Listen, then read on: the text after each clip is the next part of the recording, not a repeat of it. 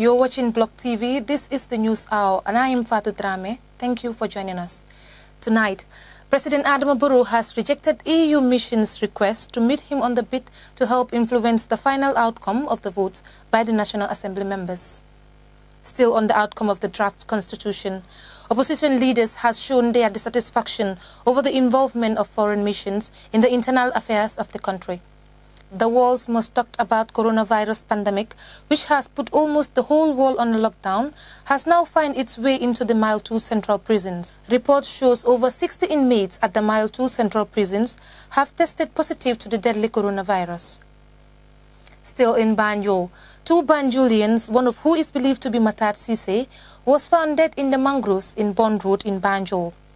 Reports have shown that the two are suspected drug dealers who were running away from the police. In relation to the Sarahuli caste clash, the Sarahuli community in Garawal organized a press briefing on the ongoing pressing issues surrounding Garawal and the Sarahuli communities. As the US election approaches, 3 Gambian journalists have been selected to take part in the 2020 Foreign Press Center's program for election 2020. These are our headlines, and now the news in details.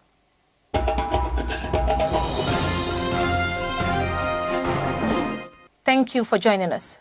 The foreign missions in the Gambia, which includes UK, US and EU, has appealed to meet President Adama Barrow in a bid to push him to influence the concluding outcome of the votes. Their plea to meet the president, however, was chiefly rejected. Giving an insight of what exactly happened, the EU ambassador presented that the European mission approached the chief protocol at State House for an appointment, but was later told the president has a busy schedule. In a joint outreach to the same effect, the EU-UK mission joined hands to reach out to His Excellency President Adama Barrow to help influence the eventual outcome of the vote in the National Assembly. In a separate but similar story, opposition leaders have shown their dissatisfaction over the involvement of foreign bodies in the internal affairs of the country. The Alliance for Patriotic Reorientation and Construction, APRC, and the Gambia Action Party, in a press release, urged the European Union to stop meddling in the country's internal affairs. The European Union and the United States ambassador, on Monday evening, issued a joint statement urging the members of the draft constitution, which has been sensationally rejected by the members of parliament. Gambian Action Party, in a different press release, said the European Union should not use the support they are giving to the Gambia as a means of interfering in the country's internal affairs, especially matters relating to the constitution. To the big and scary story now.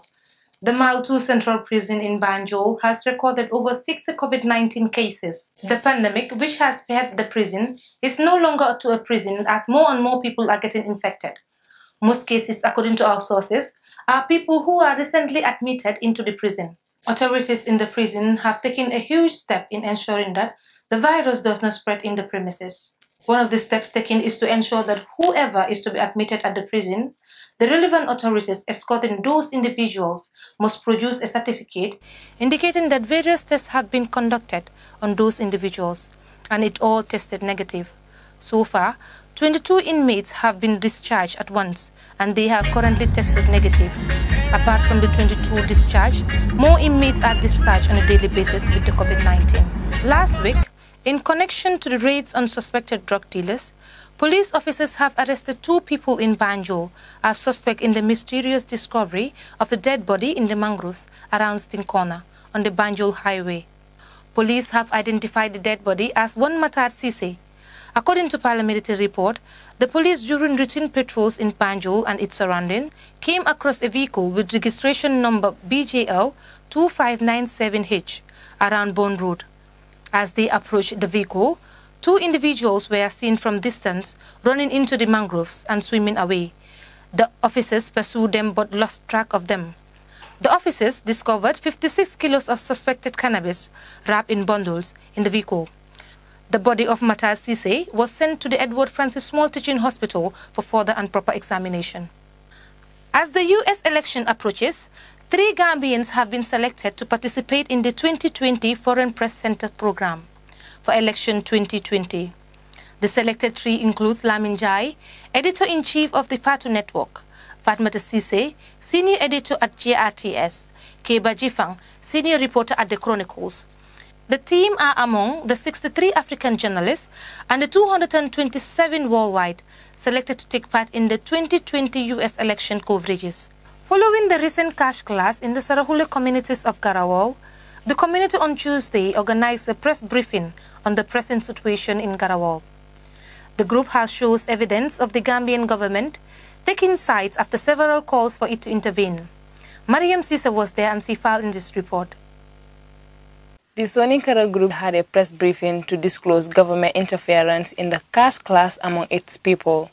Almami Jabi, born and raised in Garawal, said the caste clash among the Gambana and the Soninkara Dambe is excelling. We are glad to inform you today we have some evidence pertaining to the issue of the interference of the government support of the Garawal clan.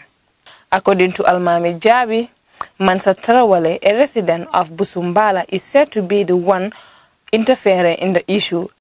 Jabi added that he once released an audio which resulted to the death of 3 individuals. He again released another audio recently that collided with the COVID-19 pandemic. The evidence paper was read out at the press briefing in which Mansa Tarawale threatened the likes of Soninkaras.